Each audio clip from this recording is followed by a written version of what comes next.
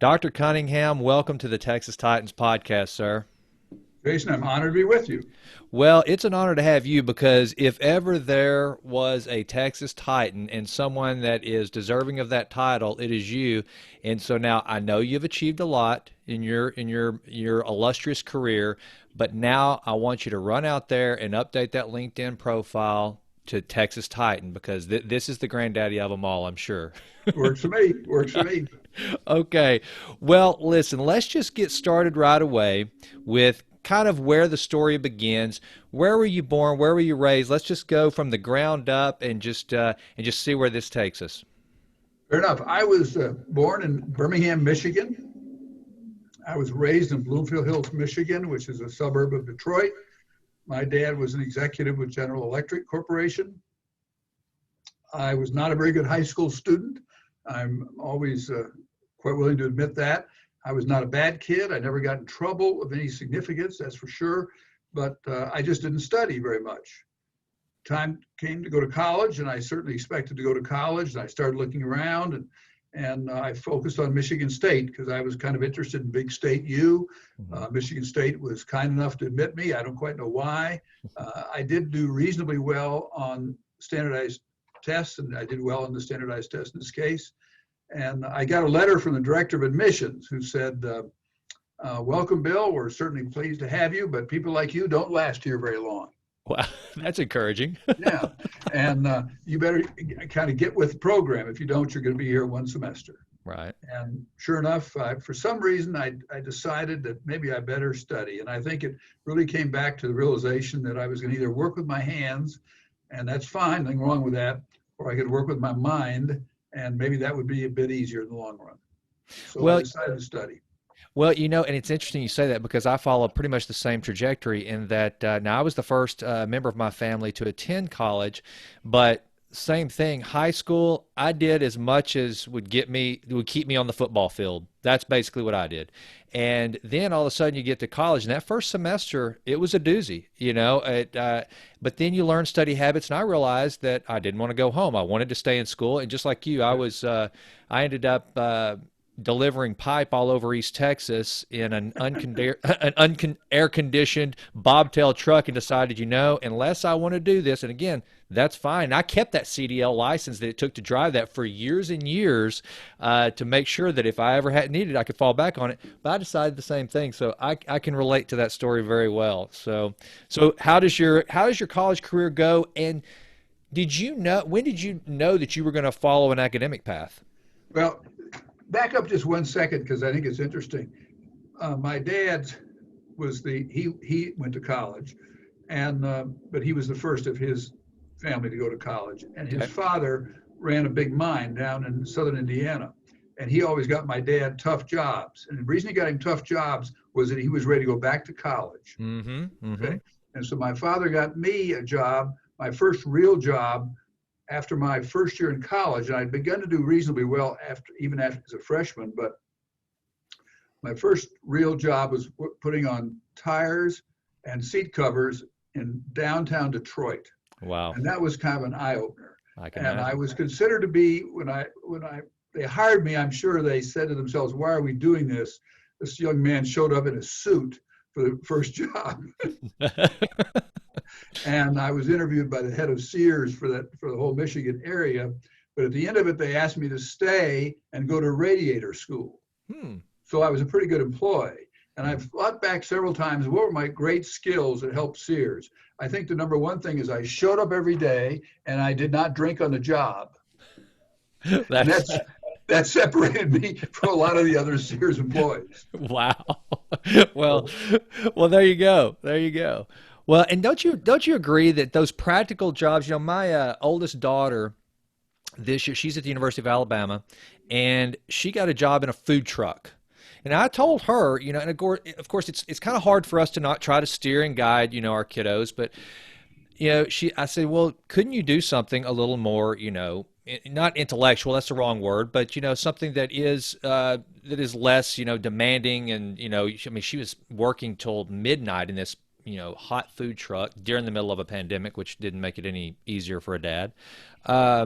But then I backed off and realized that her standing over a hot fryer in the summer of Tuscaloosa, Alabama, was probably one of the greatest experiences she could have ever had. And I could not be more proud of her for that job. And I think that that's one of the things that you don't see as much of. Like even whenever I was growing up, we all had jobs. That's what we did. Right. But young people these days, they're missing out on a lot of that. And my dad, I mean, he put me out on construction sites, cleaning up, doing whatever the lowest job there was on the site. That's the one I did.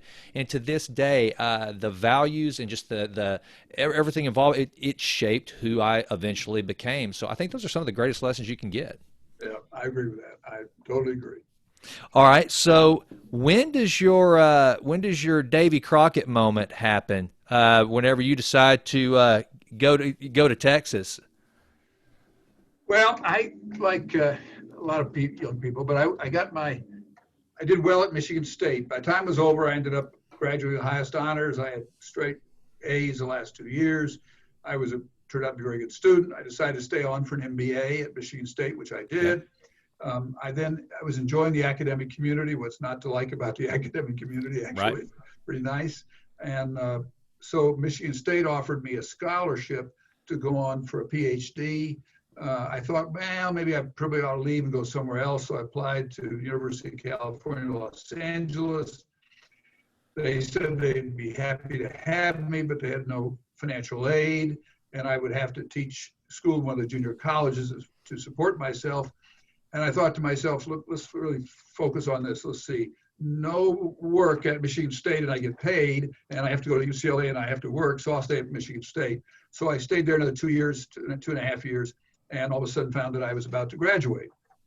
And so I looked around like every young person does who's looking for a job, and University of Texas was in the market, and I was looking for a job, and they brought me down, and they offered me a job, and I accepted. The only school I ever interviewed. Let me back up just a minute, Dr. Cunningham, because there's one of the things that you mentioned there. And again, like I said, there's some light bulbs went off whenever I started my academic career, and I'm sure that we're going to have similar stories, but that's a pretty dramatic change. I did not. I mean, I graduated. I did well in undergrad. I was a good college student. Terrible high school, but I was good. I always tell people I was good at college, and kind of like you talking about that job of showing up on time and not drinking. My deal was within the first 2 weeks, I met every professor that I had. I sat on the front row, and I actually shaved my face and wore khakis and a polo to class. And I showed, I never missed class because I knew for me, the academic rigor, I'm just not naturally gifted academically. It's not my strength. I can jump high, I can run fast, and there's little use for either of those. but I overcompensate with other things, and that's what I did.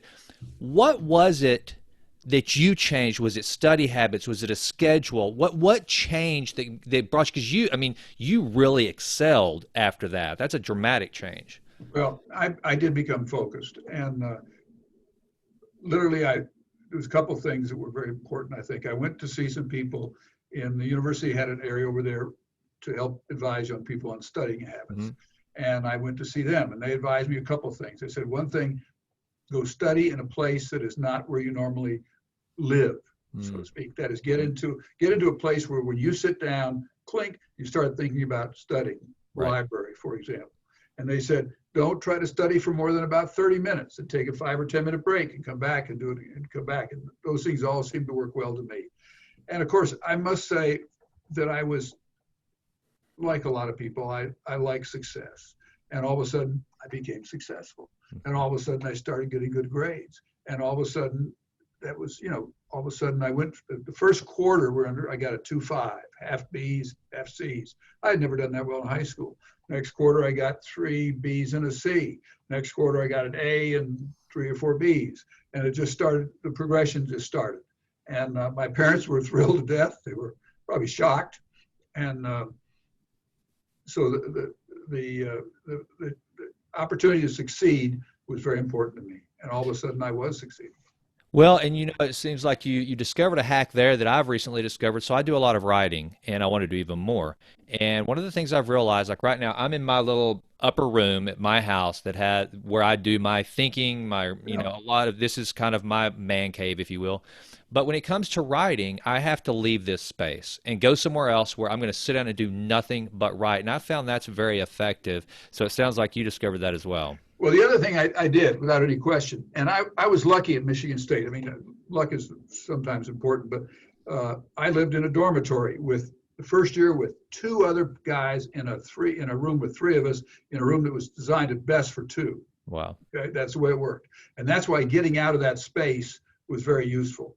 I also found that, wow, if I got up Saturday morning and studied from like 8 till noon while my pals all slept, I could do pretty well. Yeah. And then I said, look at here's Sunday. We could do that on Sunday. And then the second year, instead of moving off campus into an apartment, which I could have done, I suppose, there were 3 rooms in a huge dormitory at Michigan State. There were single rooms, private rooms, single rooms. And I just happened to walk down and followed the young man who had that private room, and he was leaving.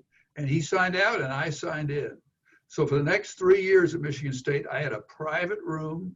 I had wonderful, I mean, it was great. So I could go around and get involved with all my pals and then come back and close the door and focus. Right. So I had a little man cave there at Michigan State, which was wonderful. Nice.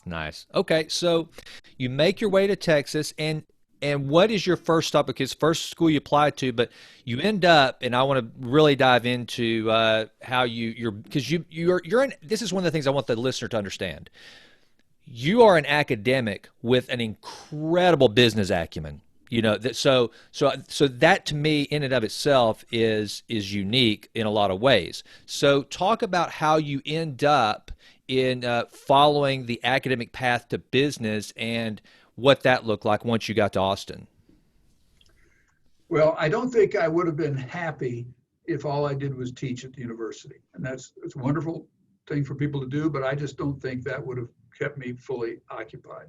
And it's interesting, I would say this, there's an awful lot of people at the university who are involved in outside things as well.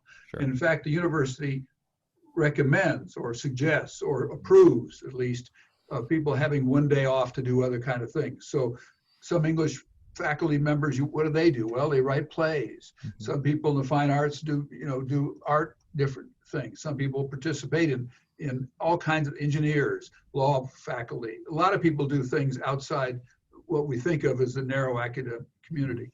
But I got involved in marketing research initially, doing marketing research studies for a couple of retail stores, Scarborough's department store, big department store in Austin. Did a marketing research study for them, who comes, why they come, what kind of hours you should have. I remember speaking many years ago to the board of directors of HEB when they were trying to figure out whether they should be open on Sunday, whether they should sell alcoholic beverages, okay? Those were easy decisions, easy to recommend how the world was changing. So I got involved in that. And then I got involved in expert witness work, which is a natural for faculty members because faculty members enjoy debating and they enjoy, the Q&A kind of sessions. Sure. And all of a sudden I found myself representing Coors and a bunch of other companies in some fairly major lawsuits. And that was fun. Ended up working for Baker Botts and Vincent and Elkins. And then as my career morphed a bit more, I began to serve on corporate boards. And I found that to be kind of a natural. And so I've been on some big corporate boards, a number of big corporate boards for a long time. And I definitely want to circle back to that because I think that is one of the most, like with Southwest Airlines and these companies that you serve on their names, everyone that listens to this podcast is going to know. I do want to talk about that. And just the environment of corporate governance has evolved so much and has changed. So I definitely want to circle back to that. But one of the things too that I think is important, like you were, how old were you whenever you came to UT? You were pretty young, right? 25 years old. Very young. So one of the things I always talk about on this podcast is the importance of mentors and finding those people that have gone before. Who were some of your early mentors as you were starting out in your academic and business career, for that matter? Well, I agree completely with that, totally. I think my first mentor really was Ed Cundiff. And who was Ed Cundiff? Ed Cundiff was chairman of the marketing department, and he was a distinguished faculty member, and he had written a number of books, and he was just a great guy and a person who enjoyed helping young people. So he would certainly be one of my first mentors. But another person that came along very quickly in my life was George Kosmetsky. And George Kosmetsky was the dean of the business school. Mm-hmm. And George kind of liked what I was doing because he was always interested in things that were changing the institution. And I was focused at that time on teaching large classes with a lot of multimedia, and he kind of liked that. And so he would come up to my office and talk to me about that, and he and I became relatively close. And after only about 4 years at the university, George asked me to become his associate dean. And associate dean, as we like to say, is a mouse studying to be a rat. But as associate dean, I've quickly became kind of what I would call today the chief operating officer for the business school at a relatively young age. Yeah. And I got to work with George on a whole lot of things because George, bless his heart, was a lot more interested in solving problems like what's the next generation of computers going to be? How do I refinance the World Bank? What should the Federal Reserve be doing? What's my next meeting with a Nobel Prize winner? Right. George had founded Teledyne Corporation. Wow. Founded Teledyne Corporation. He was the second largest investor in Dell computers. He was the first director of Dell Corporation. George did it all. He really was an amazing guy. He raised a whole bunch of money for the university. He was very close to the Board of Regents, very close to Alan Shivers, former governor of Texas, who was chairman of the Board of Regents. So in that sense, I got to work with him, and that was really a special treat, primarily because I learned so much from him, and I really ran the college as a young associate dean because he was doing other things. Now, at the end, I always came back to him and said, George, you're the boss. But on the other hand, it was an experience for me that was unique. Wow. And then you end up following in his footsteps, and again, at a relatively tender age, especially in the world of academia. I mean, it's much like, and we'll talk a little bit about this, there's similarities, I think, in academia to the political world. Most people, it takes years and years to gain traction and expertise and credibility to build up that personal equity before you're tapped. And then you find yourself as the acting dean of the School of Business, correct? I mean, kind of what was the road that led to that? Well, after about 7 years, George one day called me into his office in probably about early May, I think, of that year. And he said, Bill, I'm going to relinquish the deanship, not resign, not retire, but I'm going to relinquish the deanship. And I'm going to go over to IC Squared, which was an institute that he had put $10 million of his own money into. Okay. Wow. And they were going to study major policy questions and all kinds of things. And Peter Flawn would like you to be acting dean. And I said, well, and he said, would you do that? And I said, well, sure, I'd be happy to be acting dean. And he said, well, that's good because here is the press release and it's going to be issued in 20 minutes. Wow. And he said, Peter Flawn wants to see you. Well, Peter Flawn didn't really want to see me, as it turned out. But that was so all of a sudden I was acting dean. And then about 2 weeks later or something, I did go see Dr. Flawn and we had a wonderful conversation. And a year and a half later, I was dean, and a year and a half later, I was president. What was it like working with Dr. Flawn? Because again, for those who, and I've never worked in academia, but I've dealt with academia a lot throughout my career, especially in the working in the U.S. Senate and then just working with state legislators. The folks that run universities, and in particular major universities like the University of Texas, they are, I mean, it's UT. Everything in Texas is bigger. Personalities, the horns on our steers, you name it. What was that experience like? Well, Flawn was amazing. He was a tough guy. He knew what he wanted. He let you feel you were on a mission. We were all felt we were on a mission, to raise a lot of money because that was what Flawn wanted us to do. And we even had matching funds for scholarships and faculty endowments. And so we're all focused on that.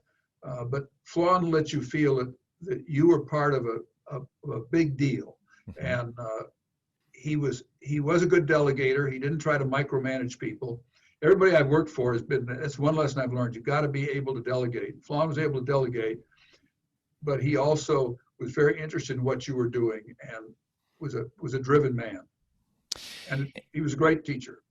Well, and let's talk about up until this point because again, spoiler alert to the listener, you end up following, Flawn in his role as and when you ultimately become the president of the university at 41 years old, which is almost unbelievable because again, a lot of the presidents of these major universities have either been CEOs of Fortune 500 companies. A lot of them might have been a U.S. ambassador to the court at St. James before they became, a university president. I mean, a lot of university presidents have had an entire other career before they ever show up. You, on the other hand, are moving at an almost cosmic pace through academia and again, the University of Texas not only is a major university, but it's Texas. I mean, you have a very, very a alumni base. It's very vocal, very wealthy, so therefore think they're very entitled. And somehow you're navigating some incredibly deep waters, and all the way up till you're 41 years old. You assume the presidency. So, what are you doing along the way, Dr. Cunningham? Are you just working so fast, doing the best job you can? It's just kind of happening, or are you ever stopping to reflect, plan? What's your life like at this point when you're locked away by yourself, thinking where I'm going, what my goals are? The interesting thing, I never really stopped to do that. I never did, and I don't have any trouble with people doing that. People probably should do that, but I didn't. I was just so focused on what I was trying to do.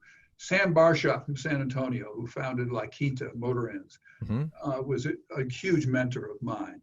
And why was I successful as a dean, as an example? Why in my very short period, a year and a half, we raised 25 million. We raised $1 million a month every month I was dean. Wow. And that's back in 1980, 3 or 4. That was a lot of money. That's not a lot of money today, but it was a lot of money then. That's for sure. Right. And Sam and I would spend a day to 2 days a week on the road talking to people about the university and asking for money. Mm-hmm. And so that was a top priority. So I think I was perceived very quickly as someone who could raise money, and that was important to the university and probably to the Board of Regents. And for some reason, I was perceived as someone who had great political skills. I don't know why, because I know that I did, but I was perceived as someone who could help the university meander through this political world we had. Yep. So when we started out when the legislature met and Mark White cut our budget, I was perceived as someone who could help with that by the Board of Regents. So I think when I was hired, the Regents were looking for someone who had good people skills, could raise money, and could understand the political environment that we were living in. Yeah, that's one of the things you kind of beat me to the punch. I wanted to get to is, again, a university president, and especially whenever you're the president of the University of Texas, you're having to deal with so many, for lack of a better word, fiefdoms in the political world. You've got the state legislature. You're having to deal with the feds. And then you're having to deal with your donor base. I mean, in every possible way, you're governing, which requires a lot of coordination. What were some of the things that, for instance, I'm interested in this. And I know this has probably changed a great deal. When you go to someone that has let's just say that it's, someone that their net worth starts with a B, and you're telling them, hey, we need you to part with a significant amount of your treasure, either from the endowment, for a chair, whatever the case may be, for the University of Texas. What is it that very bright, accomplished individual wants to know that their dollars are going to go toward to get them to part with it? How would you maneuver those waters? Everybody has a different. First, the bottom line is the people who give you money enjoy giving you money more than keeping it. They do. They believe in the cause of what the University of Texas is trying to do. Right. They drank the Kool-Aid, so to speak. Sure. They understand that it does change people's lives. And so everybody has kind of a different focus. I remember calling on Tex Moncrief, and Tex Moncrief was a great financial and incidentally, Tex is a good friend of mine, and he's 100 years old, and Well, and I go see him regularly. I know exactly who Tex. I've never been able to meet Tex, but we have a lot of mutual friends, and so that's really cool to hear you say bring his Well, name up. I've called on Tex many times, and I remember when we were redoing the football stadium, I called him and said, "We need to come see you, Tex." And oh, what's this about? I just want to come have lunch with you. And so go up and have lunch. And I said, Tex, we need you to give $5 million for this. And he said, $50 million. I said, no, Tex, 5 million. He said, oh, that's easy, no problem. I can do that. But Tex, and of course I took, not of course, but I took Darrell Royal with me, Yeah, you know, sure. lifelong connection Bart. and the Lost Dodds. Yeah. And so everybody has a different kind of focus. I remember, just to flip to another billionaire, so to speak, Ross Perot. Yeah. Okay. When I became president of university, we were interested in acquiring something called the Pforzheimer collection. Okay. What's a Pforzheimer collection? The Pforzheimer collection is the finest collection of Elizabethan literature in the world. Oh, wow. And the head of our library wanted to do it. And he was talking to Ross Perot on his own. Okay. And all of a sudden I found myself in this pitch of trying to say, okay, I want to raise $10 million for used books. Okay. That's a lot of money. At least it was to me anyway. Right. And so I went to see Ross, and he said, I'm not going to give you this money, and Ross had bought the collection at that stage. Okay. And he was now going to send it to the university and Wow. do that. But he said, I'm not going to give you the $10 million. You got to raise that. And he said, well, I'll help you raise it. And I said, well, that's wonderful. And then he called me back about 2 days later and said, Bill, I can't do this. I can't go ask my friends who don't have as much money as I have to give me money to sell you books. So I'm sorry, you're on your own. Now, at that stage, I went to see, who do I say to myself, maybe he has more money or at least a similar kind of money, Ross Perot, and see Perry Bass. There you go. Okay. And Perry Bass had that kind of money and had that love for the university. And Perry gave us 5 or 6 million, and we got some other money from several other major donors, and we put together $10 million. And my mistake was I delivered the $10 million to Ross. And my mistake was I didn't say, now, Ross, this is what I want you to donate the money to. I didn't do that. I blew that.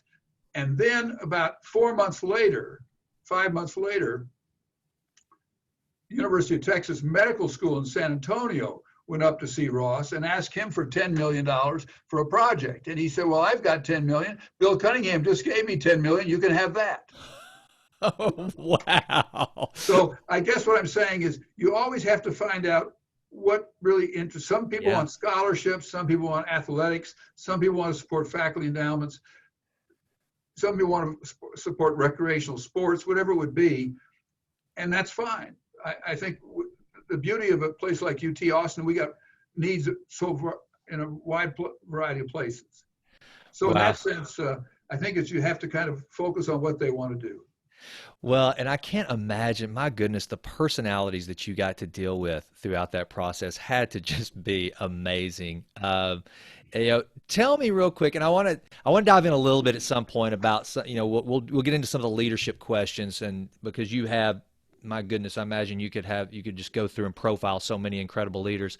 But who are some of the biggest characters that you came across that in your travels, and some of the fun? Because one of the things you hear, like one of my favorite books of all time is Texas by Michener, which is historical fiction, but the University of Texas plays a huge, it has a big part in it, and the dollars and the characters that kind of started the university. So who are some folks, and I gotta believe Ross Perot is one of them, but who are some other really memorable characters that stand out that you got the chance to deal with? Well, there's so many I almost wouldn't know where to begin, but start with Jim Michener. Jim Michener. Oh, cool. Jim Michener came to the university. Bill Clements invited him. Clements, another one I want to talk about. Yeah. Michener came to the university to write the book Texas, was recruited by Bill Clements. And that was done before I became president. But shortly thereafter, I inherited Michener because I became president. And we did a lot for Jim. we did a lot for Jim. We literally had what I used to call a vice president for Jim Michener. Wow. Okay. And he took care of Jim. On the other hand, one of the wonderful things that I got to do as president of university was play golf with Darrell Royal, have lunch with Jim Michener. Nice. Okay? And when you called, they seemed to say yes. But Jim Michener, literally, I would have lunch with him once a month, probably, and it was just fascinating. But what he also did for me was I would have a dinner probably 4 times a year at my house for major donors with Jim Michener. Oh, wow. Oh, they loved it. I'm sure they did. Yeah. They did. And so I would invite some regents, remember who your boss is, and I would invite some potential major donors, and it was wonderful. And Jim was great. He understood his role, and he would tell stories, and he did so many different things. Other people to talk, the list is so long. Darrell Royal was fabulous, and I got to know Darrell. I'd been at the University of Texas about 6 weeks, and I realized, no. I've been at University of Texas about 5 months, and I got my football tickets for the first fall, and they were in the end zone. And I was used as a faculty member, as a graduate student at Michigan State, I had great seats. And now as a faculty member, I was in the end zone. So I said, who's in charge here anyway? And they said, Darrell Royal. So I called over there and said, I want to speak with Darrell Royal. And they said, fine. And of course, he was a huge person in Texas. And oh, gosh, state. yeah. I was a nothing, but he was so kind. So I went over to see Darrell, and I said, Darrell? And he said, yes, Dr. Cunningham. And I said, Darrell, do you know where my football tickets are? And he said, well, no. And I said, I'm in the end zone. And he said, well, and then I said, and you know, Darrell, I've done a little research on this, and faculty are in the end zone. And these are the people who support you. Wow. Yeah. I said, wow, I think I can make some changes here. And the next year, he put the faculty members on the 50-yard line on the east side. Is that right? Solve that problem. But all I'm saying is that he was such a, and I knew Darrell very well. He and I had lunch together a lot of times and did a lot of things together. But Henry Kissinger is a good friend of mine. You know, I got to know Henry on a trip to Europe. I mean, we both served on a major corporate board together. So we've been so many people, it's hard to know where to stop. Oh my goodness, I couldn't imagine sitting down. You know, one of my favorite stories about Kissinger that I'm sure you've heard is I can't remember who the aide it was that had Kissinger gives the aide an assignment, takes it to him, and Kissinger sends it back with a note. Is this the best you can do? Have you heard this story? No. It's one of my favorite stories about doing something as well as you possibly can from the get-go. So the aide takes and he makes some edits and some changes, sends it back to Kissinger. A little bit later, Kissinger sends it back. Is this the best you can do? The aide is furious and frustrated, but goes at it again, makes some corrections, makes some changes, makes some edits, sends it back to Kissinger. Kissinger sends it back a third time. Is this the best you can do? The aide walks into Kissinger's office and said, this is the absolute best I can possibly do. I have done everything I know to make this report, whatever it was, brief, as precise as I can make it. I can't do anything else. Kissinger looks at him and says, good, then now I shall read it. So, yeah, that's one of my favorite of all the Henry Kissinger stories. That's one that's always stuck with me. But you mentioned Governor Clements. Now, wow, if ever there, and of course I had the pleasure of having, like I mentioned earlier, his grandson, George C., on the podcast. Tell me some Governor Clements stories, because I can only imagine how colorful of a character he was to work with. He was a colorful guy. I'll tell just 2 stories. One, when I was an associate dean, I think, we had invited him to come speak in the business school. And it was late. He arrived, and there was all kinds of people there, a lot of commotion. But Clemens walked in, and I said, well, Governor, you've got a huge attraction here. It's been wonderful. And his basic theme was, well, you know, crazy people can attract wild crowds. And he was very good. But Clements never really cared. Higher education and UT were not part of his real gig. I'll tell you two stories that relate to that. One, when he became governor the second time, I was president of the university, and we held a party for him in the green room in Manrita. The green room is at the Irwin Center before you go out into the big public arena. Okay. And they were going to use the Irwin Center as part of the inauguration deal. And he turned to me and he said, Bill, I want you to quit cheating in football. You've got to quit cheating in football. And I said, Governor, we don't cheat in football. I promise you that. He said, you didn't hear me, Bill. I want you to quit cheating in football. You understand? And I kind of passed at that stage, and that was it. And then, of course, it turned out, as we all know, the Governor Clements turned out that he was actually paying money to SMU football players. I was about to say, as an SMU alum, I'm listening to this story going, wow, that's pretty rich coming from. Yeah, and he basically remember his defense was when he told the reporters that I am not paying football players. His defense was my hand raised? Was I sworn in? Right. Now, one very positive story about Clements, and I liked Governor Clements, I did, and liked his wife, Rita. She and I both served on the La Quinta Motor Inn Board together for quite a while. But Clements called me one day when I was president of the university and said, I want to come see you. And I said, well, Governor, I can be in your office in 30 minutes. He said, no, I want to come to your office. And I said, fine, Governor, I'd love to have you. So I raced out, told everybody, get the place cleaned up, the governor's coming, you know. Right. And so he arrives over there about 30 minutes later with a man who's head of something called the Normandy Scholars Program. Okay. And he said, Bill, I want you to meet this person. I said, yes, sir.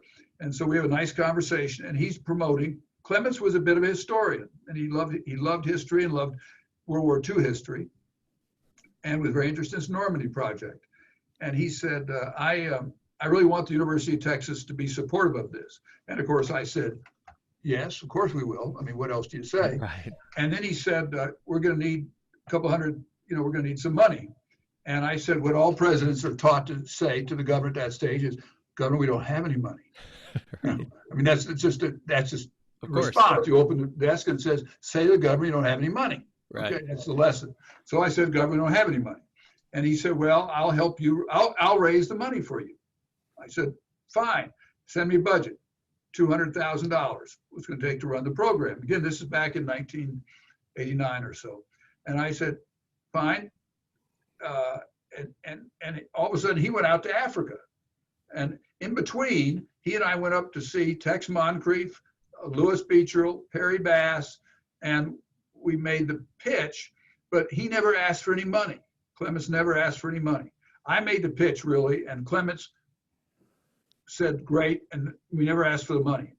Not my world. I always had to ask for the money. So I don't know how this is going to work, but these are guys beyond my pay grade, that's for sure. So at the end of it, I called George Bayou, who was Secretary of State, and who at the time, I guess, was was head of Clements' operation, the governor's office. And I said, we're going to start this program here in another couple of weeks, and we're $200,000 short. Now, the university could have covered that like that, but you never would say that, of course. Right. And Clements called me. He said, when he got back from Africa, he said, Bill, I told you I'd raise that money, and I will. And I said, Governor, that's good enough for me. And one day before the program started, his office delivered a check from him and Rita for $200,000. Is that right? So he was a man of his word. Wow. Wow. Yeah. Well, okay. And of all the elected officials that you worked with, who were those that were the biggest supporters of higher education that you saw that they really understood how, and this is something that I want to talk to as we go into you becoming chancellor. The UT system has so much to do with beyond, it means so much to local communities. It means so much to the trajectory of the state as a whole. I mean, there's such a bigger picture that is painted within the university system. Who were those legislators that you enjoyed work with because they just understood what a sound academic system means to the state of Texas? You know, the guy who just stands out way above everybody else, I mean, there's no one even close, is Bob Bullock. Bob Wow. Bullock. I mean, he got it. You didn't have to explain it to him. He understood the role of higher education. He was supportive of UT. He was supportive of all higher ed. At every issue, whenever we had a problem, we could go see Bullock, whether it was, no matter what the issue was. And whether it was, I remember Ann Richards one time called me, and she said, her office called and said, "Governor would like to see you." And I went over there, and it turned out it was not the governor, it was the governor's chief of staff. And she said, "The governor feels you've got too much money in the budget for University of Texas. And she would like you to go see Governor Bullock and ask him to take some of that money out of the budget." And I said, "Well, I understand that. Thank you very much." And of course, I didn't even turn around. I just walked back to my office. I never even mentioned it to Bullock. Right. Okay. But Bullock would have been just the opposite. He was someone who understood what we were trying to do, and he got it. Right. Right. Well, No question about it. and also for the listener that's not familiar with Lieutenant Governor Bullock, is he was not a frivolous spender by any means either. I mean, it's not like it's just he just rubber stamped it. And if ever there were someone who watched the pennies of the state of Texas, I mean, that's kind of where he really made his name, right? As the controller. Yeah, yeah. I mean, he watched every penny, and it's really neat as I have these conversations. Bob Bullock is one that comes up over and over for a multitude of reasons. I mean, again, you talk about a colorful character with colorful language, but the quintessential professional and executor of excellence when it came to running the affairs of lieutenant governor, controller, just a remarkable leader. No question about it. Now, I want you to understand this, as long as time has passed and we can tell some stories here, but we were a good supporter of his too. Yeah. Okay. How do we support him? We supported him by the fact that we helped raise money for Bob Bullock's campaign. Sure. Now, when we is me and one other person outside the university, we were very, very careful. And we got investigated ourselves later by the San Antonio paper, trying to state that we were using university resources to gather resources for Bullock. It was not true. We were very careful. They saw a Pulitzer in their head of themselves that they were going to get Cunningham over this. Yeah. Didn't happen. We were very careful. But what we did do is we would get a call. Bullock would never call me. He would, and his political person would never call me. They would call Mike Millsap, who was head of government relations for UT, and they would say, "Well, the governor would really appreciate if you could help bundle maybe $15,000. Right. Well, we couldn't do that. We would say, "We'll deliver $30,000. We didn't do 15, right. 30. And we did it at Bernard Rappaport's home in Waco, Texas. Okay. And Rappaport was, of course, a major politician or a major political force in Texas. Absolutely. And at the end, we'd go up there and we would stand in his house, and Rappaport would say what a great chancellor I was, and Bullock would say what a wonderful university we had and what a great system we had. And we go through all that stuff. And then Rappaport would say, "How much money do you need?" And I would say, "We've only got 20 and we need another 10. He said, "Okay." So he'd write out a check for $10,000. And then we step in the back room and I'd give him the 30,000. And that morphed over about 5 years to 130 or 140,000. Wow. We were giving him. Wow.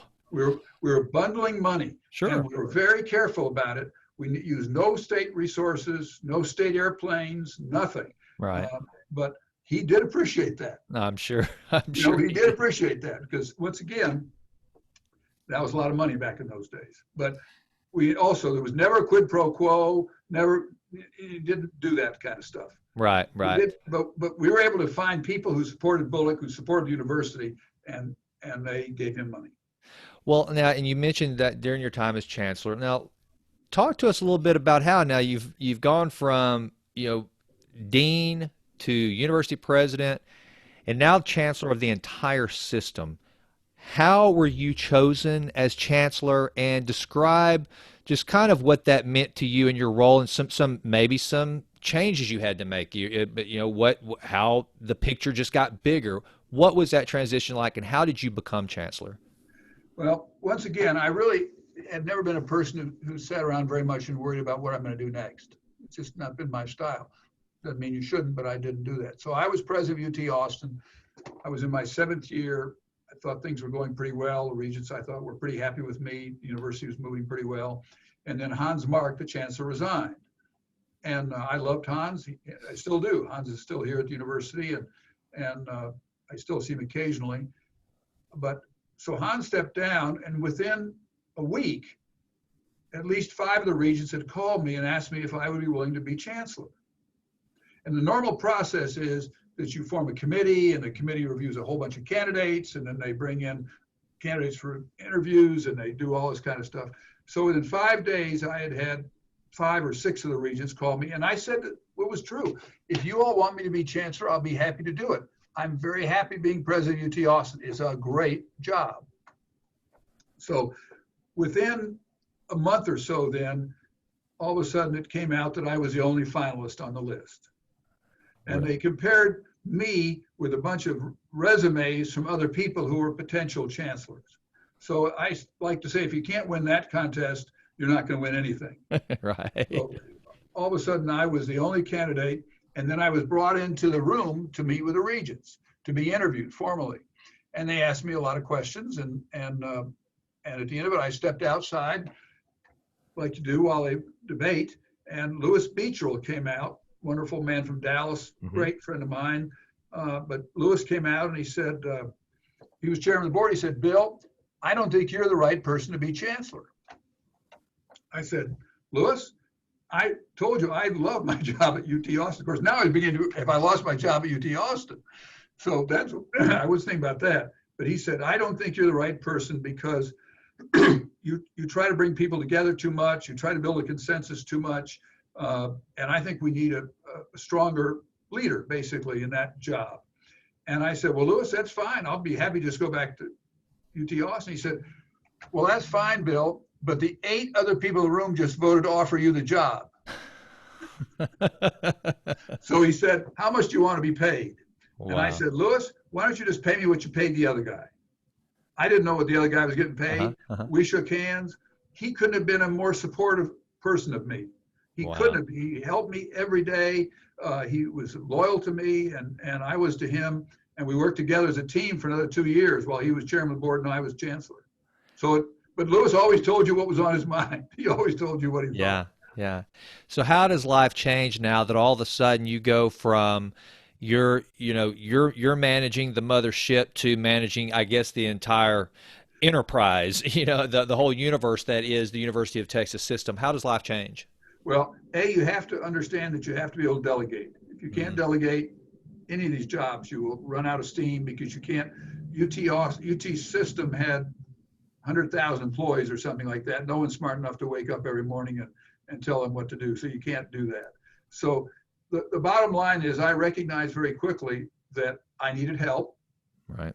And I brought my executive assistant with me. I brought the head of development with me. I brought the assistant to vice president with me. I brought the associate vice president with me. I brought a team with me to system from Austin. I didn't do that when I became president. I inherited a team, great team, but I needed a new team down there. So I brought a bunch of people with me. So that was very helpful. And I also realized my job had changed. I was no longer interested in the football team, particularly, although I love football, or the student body recruitment or faculty recruitment. My job now is more of a political job. Yeah. My job was to represent the university to the political establishment, the University of Texas system. Right. And I had good people with me, and I brought good people, so it all worked out well. But it's a different job. Well, and okay, you mentioned something too about your love for football. People would be emailing me and telling me that I'm a terrible interviewer if I did not discuss the demise of our beloved Southwest Conference. We're in the middle of football season, and as a child of, I was born in '75, so I remember the glory days of the Southwest Conference. Back when we were the SEC of college football. Why did it break up from? You were in the middle of that. That was. My goodness. You're at UT during all this. What happened? And kind of give the listener a little bit of that football history. People don't really understand the story. And when I tell them the story, they don't believe the story. But I know the story, and I can tell you what happened. All right. first, to put a little color on it, Bill Mobley was president of A&M. Bill had been dean of the business school at UT when I was dean of the business school, and we were friends. So we had a very good working relationship at A&M in Texas. Hmm. And Bill and the A&M regents had wanted to go to the SEC for a long time. That's what they wanted to do. And I got a call from Chuck Knapp, who was president of the University of Georgia in 1987. And Chuck said, we're both going to be in Washington. And I didn't talk, we were talking to my executive assistant. And I'd like to meet with you. So I didn't know what it was about, but I went.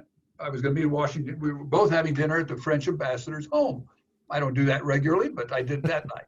Nice. And so at the meeting, he said, I finally said, Chuck, what's this all about? I've known you a long time, and what's this all about? And he said, we'd like UT Austin to join the SEC. And I said, let me think about that, and I'll get back with you. And I came back, and we talked around and decided that was not really for us. And at that stage, but we did start looking around. And because the college footballs, we didn't think the Southwest Conference could stay together. So we started looking around.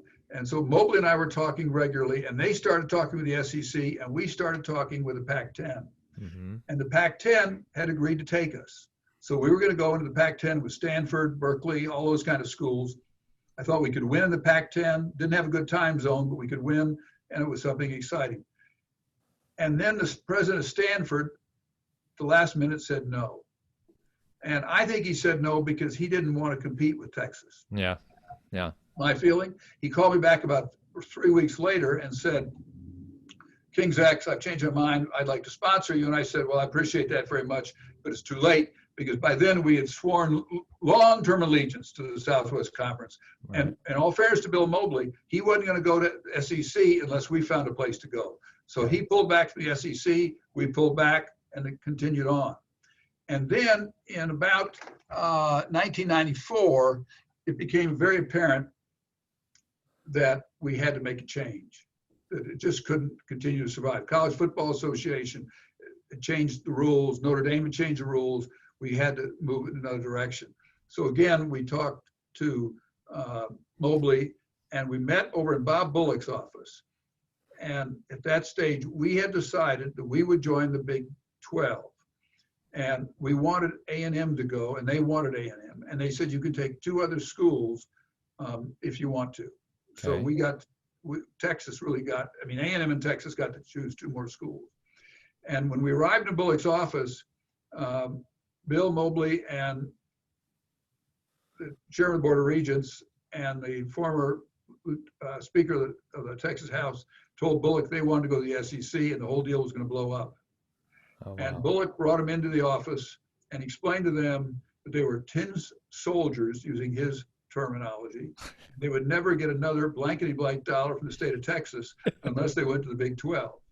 And they had a moment where they said, we love the Big 12. So they decided they'd go to the Big 12, and we took Baylor.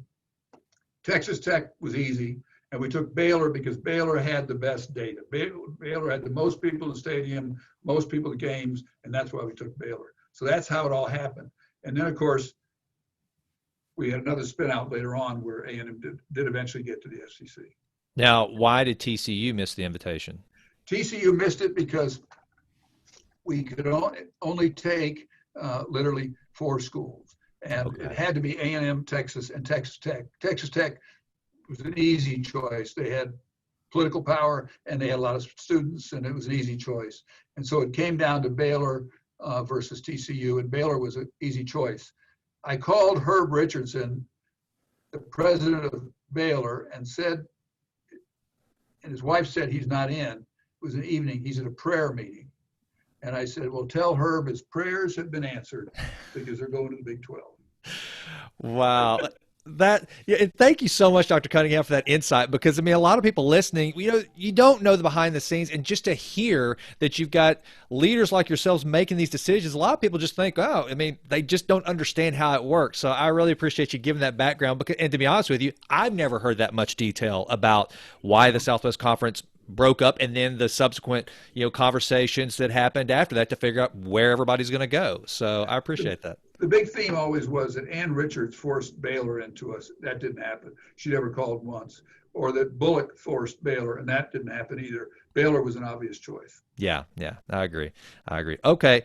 Well, now let's bring it back. Let's bring it up to where we are today. The landscape of higher education has changed a great deal, and a lot of it. Can we pause for a second? Oh, absolutely, absolutely. Okay. Let me just check one thing, okay? Yes, sir.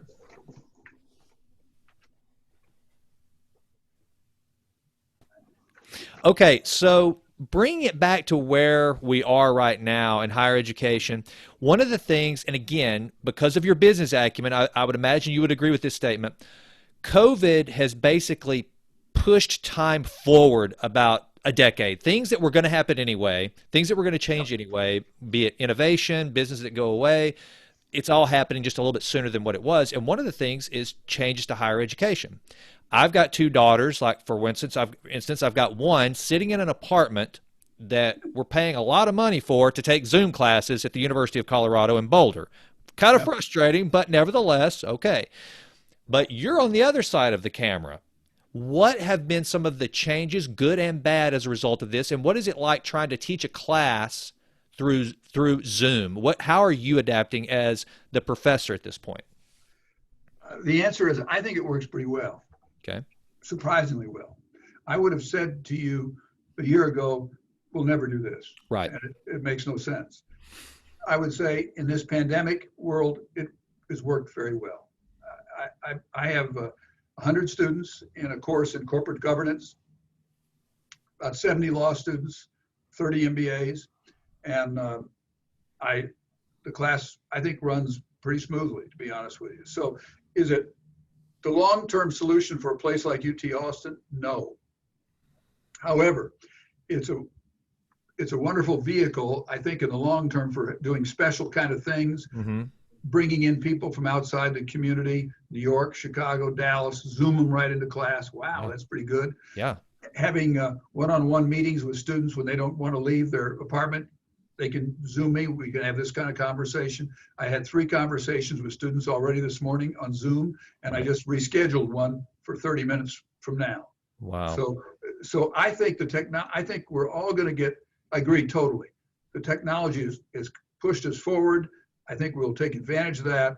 But places like UT Austin will not become interactive schools. On the other hand, some other places may, and it may well be wise for society. UT Austin's an inherently expensive place in every way. And there's a lot of people who cannot afford it for a whole variety of reasons. Right. And they may choose to get their education via something like Zoom, and a pretty good job.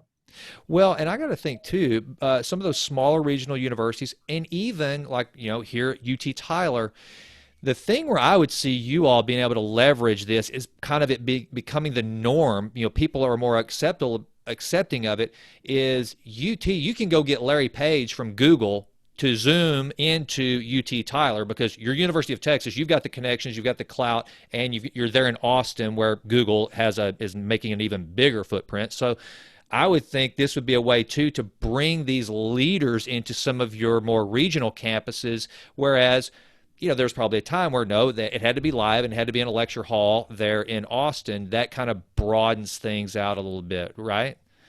I think it does, but I also think there's several distinctions here. There are clearly these mega courses that have 5,000 people, for example, that are taking them, and they're often created in a different time frame and played out, so to speak, at a different time frame, and that's fine. But that's not an interactive college experience. Right. In contrast, my class, even as big as it is, 100 students, I get to call on the students. They get to ask questions. I mean, it's very much like a traditional classroom setting as you can make it. Yeah. And if it gets too big, I don't think that'll work. Yeah. So yes, we could have a situation that could be very productive, I think, where we could Zoom over to Tyler and do something special. But if it's going to be 5,000, that's fine. That's entertainment. That's large. Nothing wrong with that. Right. But it's not going to be the kind of experience we're trying to deliver here at Austin. So real, it just is as briefly or as long as you've got Dr. Cunningham, higher education right now is under a lot of scrutiny. I mean, for hey, for parents like me, I'll probably all in be at about $500,000 in when it's all said I and know. done for two girls to go out and probably not make a $500,000 back in quite some time. However, like I told you, being a first generation college graduate, I do see the value in higher ed. But for with so much information out there right now at our fingertips with open courseware, like what MIT is providing and some of the others, Coursera, where they're gaining credibility with the partnerships of universities and major industry players in technology. What is the roadmap for higher education? How does a UT, or even better yet, or any university, what is the case for a student that is 18 continuing on to higher education through in particular a liberal arts, not a specialized degree like law or medicine? What is the case to be made for that student to go that path as opposed to an apprenticeship or something like that, or even a community college where they can gain some skills and start making money immediately? Because I got to believe that you guys are in higher education right now, especially the major thought leaders like yourself, are having to have some really serious, discussions about how do we remain competitive with that kid that can go out there and thinks they can be an entrepreneur, whether it's real or not. How are you all adapting with that? Well, the first thing I would say, higher education has been under scrutiny for 40 years. Okay. And nothing wrong with that. It's a big state agency, big state government, should be under scrutiny. I don't even burden with that. The second thing I would say, a bit sarcastically, is that places like UT Austin, University of Colorado, you can send your daughter to school there at age 18, and you, Jason, are not very smart, and she graduates at 21 and you become smart. Right. Okay. Yeah. I mean, it's the whole experience. Yeah. It's in a relatively safe environment. Yeah. So they leave home and come to a place like UT Austin, University of Colorado, and all of a sudden get involved in some friends and going to college and taking classes and working through bureaucracy and maybe joining a sorority or whatever they're going to do. And at the end of the time, they realize, hey, my parents are pretty smart here, and I've learned a lot. Yeah. Okay. Yeah. But it is an expensive experience. I know that. And so I think we do need as a society to say to ourselves, we can't deliver that experience for everybody. Everybody can't afford it. Right. Okay. Right. And they either have to stay at home, they can't afford it financially, whatever it would be. So I think there has to be other ways to deliver serious education. Now, if you want to become a physician or you want to become a lawyer, you probably don't do it by going to plumbing school at a junior college. Right.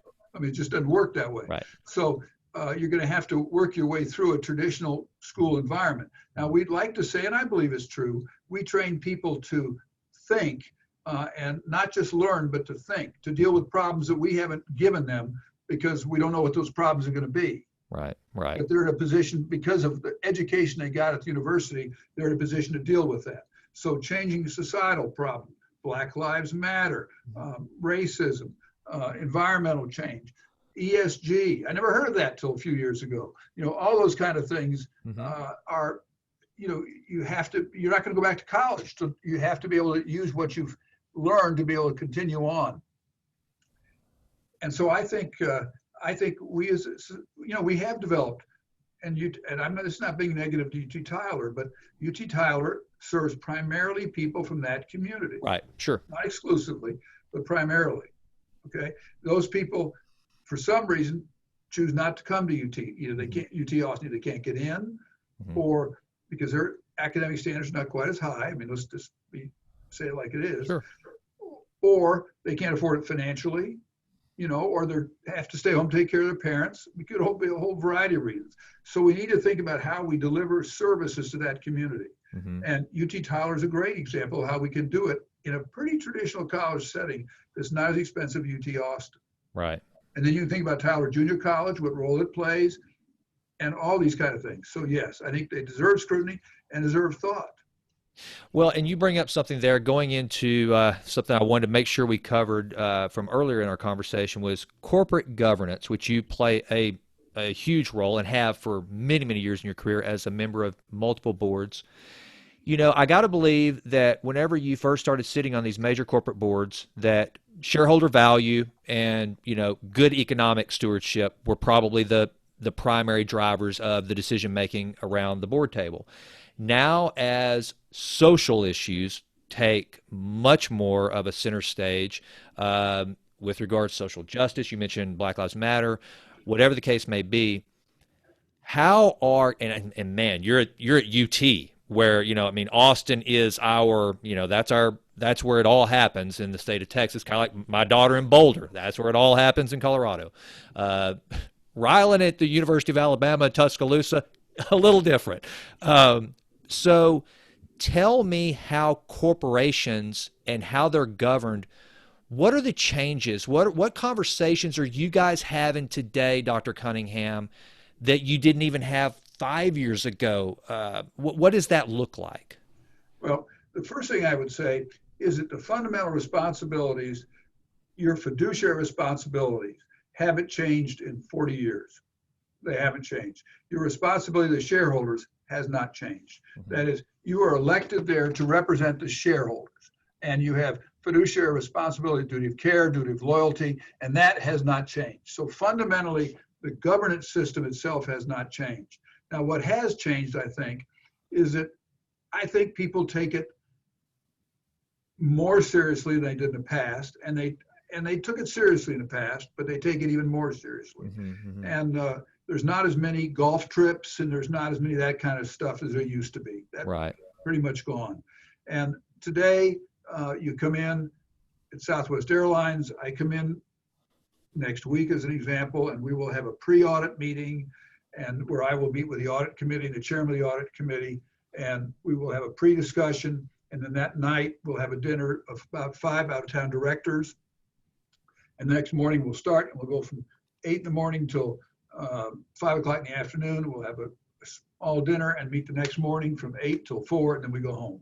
Right. And so it's more all business. And the other thing I would say, yes, every board I'm on, for example, is saying, how can we deal with this issue of diversity? Mm-hmm. How can we make sure that we are properly diverse? And people can have different attitudes on that. Sure.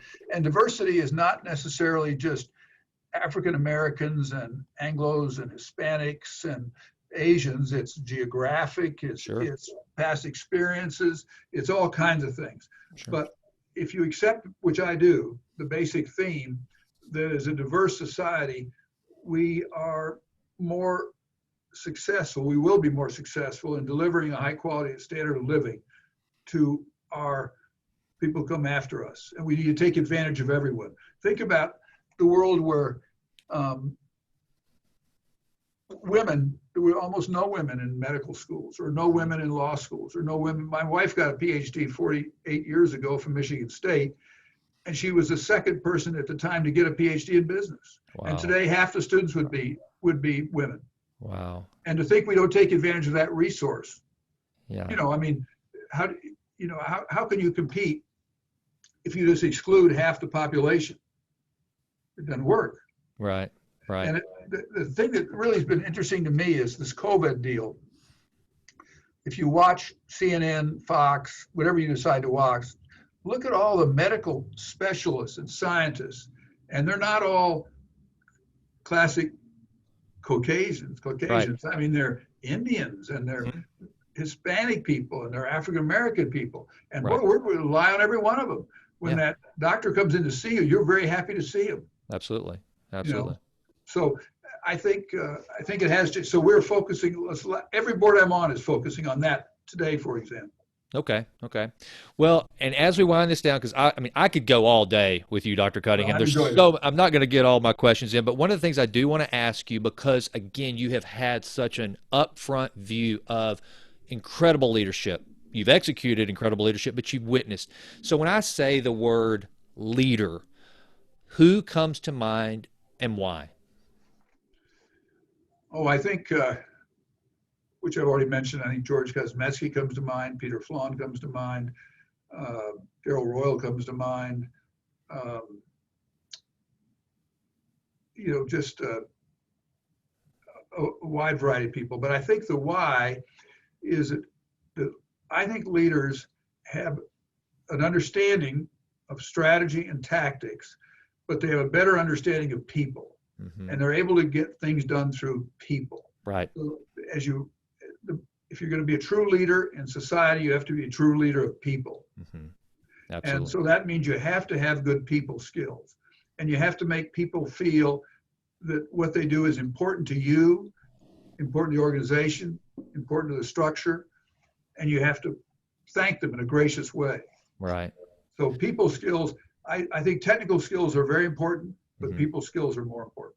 Yeah, I remember reading an old adage from Lee Iacocca that he said that. He said, if you can give me all the Harvard MBAs that you want, if I can't communicate with them, they can't get, it won't work. And I tell you, one leader that I think we need to have kind of a, I don't know if you call it a memorial show or whatever, but I want to get you and Jim Bayless and Senator Monfort together, and let's talk about Herb Keller because all of you're my second Southwest board member on, and then of course Bayless was his attorney for years, and I would love to. I think we could make an episode just you guys talking about Herb and those stories. That had to have been a remarkable. Well, I'll hold the stories about Herb, but he certainly should be someone I mentioned, and he was a dear friend of mine.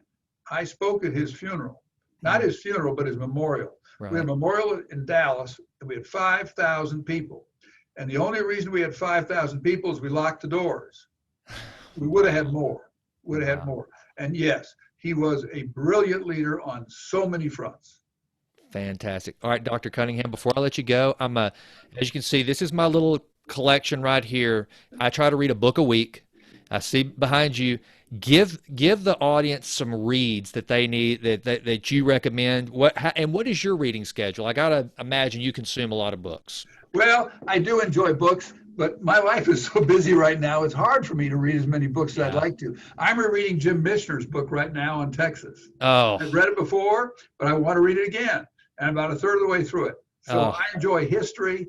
I enjoy. I have a wonderful book I use in my class. That focuses on the leadership. I have a undergraduate course in leadership in the spring, and then my graduate course is both in the fall and the spring. But I have a wonderful book by Doris Goodman that focuses on the leadership styles of the two Roosevelts, Lyndon Johnson, and Lincoln, and it's fabulous. So I enjoy those kind of books. I need to check that one out. I'm pretty sure that's one that George C. recommended to me as well whenever I asked him the question. So I need to get that one in my collection for sure. You'd enjoy it. It's a good read. It's a fun read. And it's fun to go back in history and think about the issues that FDR was going through. Wow. Sure. And Lyndon Johnson. Wow. Well, and one quick question there about Michener, going back to him real quick because you brought him up again.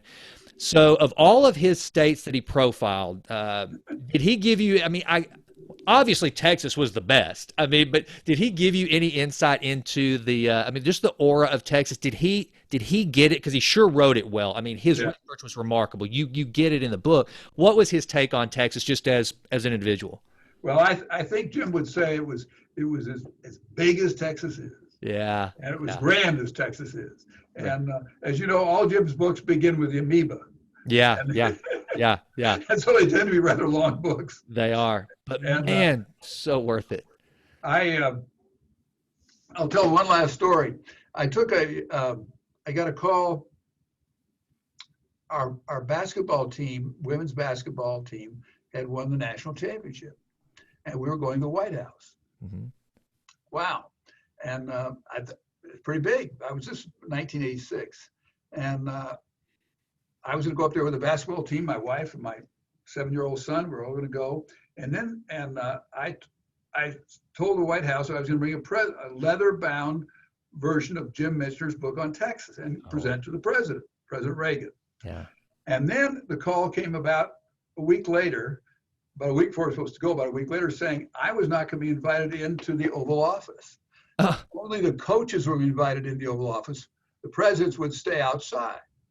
And I said, well, I'm not going. And incidentally, the book isn't going. And because I just thought it wasn't proper for the president of the university to be sitting outside and the Yeah, coach to be inside. It just I didn't tend look to right. agree. It wasn't the right thing.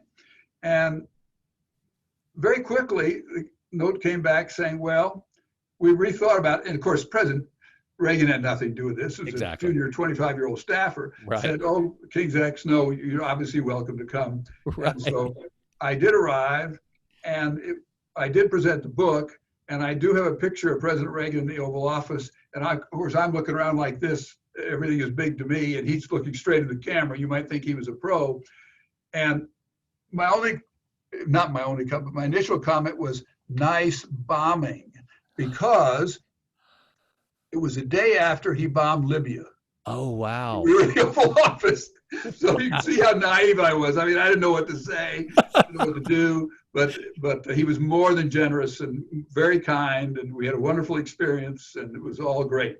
And my son got to go. He didn't go in the Oval Office, but we all went outside. And I have a picture of John right here on my desk, sitting in the Rose Garden, actually standing in the podium, the president's podium, when he was 7 years old.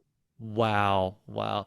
Well, Dr. Cunningham, your career has been a storied one. And I tell you what, one of my biggest takeaways from it, with you talking about not sitting down and really deliberately doing the planning of your career, it reminds me of a rock star, Dave Grohl, the founder of the Foo Fighters, former Nirvana drummer. He once said, if you do something well enough, long enough, somebody's going to notice.